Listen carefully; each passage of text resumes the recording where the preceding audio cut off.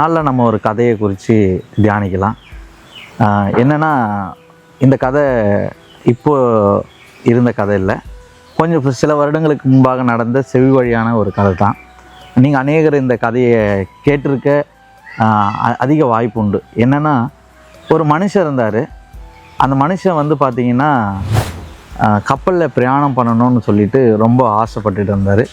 அதற்கான ஒரு வாய்ப்பு இருந்தது. அவருக்கு தெரிந்த நபர் ஒருத்தர் என்ன பண்ணார்னா, அதற்கான பயணச்சீட்டு அவர்கிட்ட கொடுத்து அதில் ட்ராவல் பண்ணும்படியாக இல்லை அதில் பயணிக்கும்படியாக அவருக்கு கொடுத்துருந்தார். அவரும் அந்த பயணச்சீட்டை எடுத்துகிட்டு அந்த கப்பலுக்கு போயிருந்தார். ஸோ அந்த கப்பலுக்குள்ளே போகிறப்போ இவர்கிட்ட போதுமான மணி இல்லை. இவர் என்ன நினச்சிட்டாருன்னா, அங்கே உள்ளே இருக்கிற எல்லா உணவுக்கோ இல்லை மற்ற காரியங்களுக்கோ நம்ம வந்து தனித்தனியாக பே பண்ணணும் அப்படின்னு அவர் நினச்சிட்டு என்ன பண்ணியிருந்தார், தொடர்ந்து ஒரு 2 நாள் வந்து எதுவும் சாப்பிடலை. ரொம்ப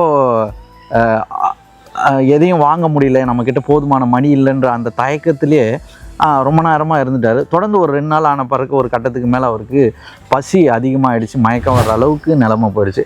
அப்போது ஒன்று யோசிச்சார், பரவாயில்ல, நம்ம என்ன எது சொன்னாலும் பரவாயில்ல, நம்ம துணிஞ்சு போய் அந்த ஹோட்டலில் இருக்கிற காசை வச்சு எதையாவது நம்ம கொஞ்சமாவது சாப்பிட்டுக்கலாம் அப்படின்னு சொன்ன பிறகு அவர் உள்ளே என்ட்ரு ஆகிறாரு. உள்ளே என்ட்ரு ஆகிறப்போ காவலாளி அவருக்கு ராஜ மரியாதை பண்ணுறாரு. அவர் உள்ளே போகிறாரு.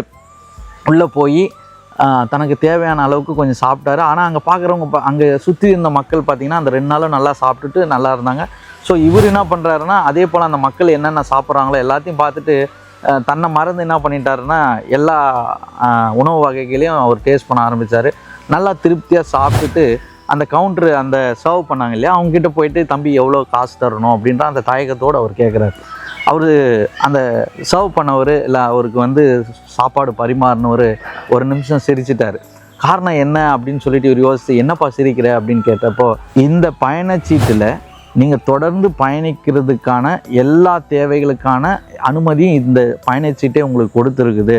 அதனால் இந்த கப்பலில் நீங்கள் எதை வாங்கிக்கினாலும் இந்த பயணச்சீட்டின் மூலயமாவே உங்களுக்கு அது அனுமதிக்கப்பட்டிருக்குது. அதனால் நீங்கள் என்ன பண்ணலாம், எல்லாத்தையுமே நீங்கள் உங்கள் விருப்பப்படி எந்த நேரம் போனாலும் கேட்டு வாங்கி நீங்கள் சாப்பிடலாம், நீங்கள் அப்படி தயங்க வேண்டியதில்லை அப்படின்னு.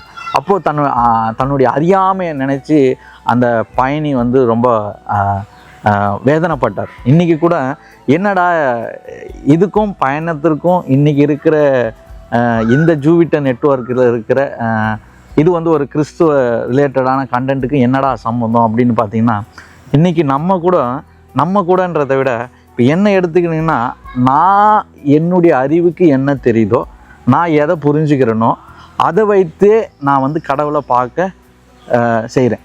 ஸோ எனக்கு இருக்கிற அறிவை கொண்டு. ஆனால் நமக்கு கடவுள் எல்லாவற்றையும் கொடுத்துருக்கிறார். அதற்கு எல்லாவித தகுதி நமக்கு இருக்குது. அதை நம்ம ஈஸியாக பெற்றுக்கொள்ளலாம். அதற்கு இயேசு கிறிஸ்து ஒருத்தரே போதுமானவர் என்பதை நம்ம அடிக்கடி மறந்து போகிறதுனால தான் நிறைய நேரம் நிறைய இடத்துல நமக்கு கிடைக்க வேண்டிய பலன்களையும் ஆசீர்வாதங்களையும் நம்முடைய அறியாமையினாலே நம்ம இழந்து போகிறோம். இதிலேருந்து நம்ம ஒரு காரியத்தை நம்ம தெரிஞ்சுக்கணும்.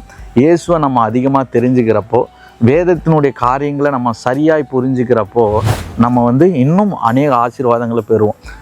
என்னுடைய சகோதரர் அடிக்கடி ஒரு வார்த்தை சொல்லுவார், நம்ம கடவுளை அறியத்தக்க விதமாய் நம்ம அறியாததுனாலையும் வேதத்தை புரிந்து கொள்ளத்தக்கதாய் நம்ம புரிந்து கொள்ளாததுனாலையும் தான் அநேக ஆசீர்வாதங்களை தேடி நம்ம அலையிறோம். நம்ம இயேசு சொன்ன வார்த்தையும் அதாவது வேதத்தையும் நம்ம தொடர்ந்து அவரோட உறவோடு இருக்கும் பொழுது இவையெல்லாம் நமக்கு பின்னாடி வரும் அப்படின்னு சொல்லி வேதாகமே சொல்லுது.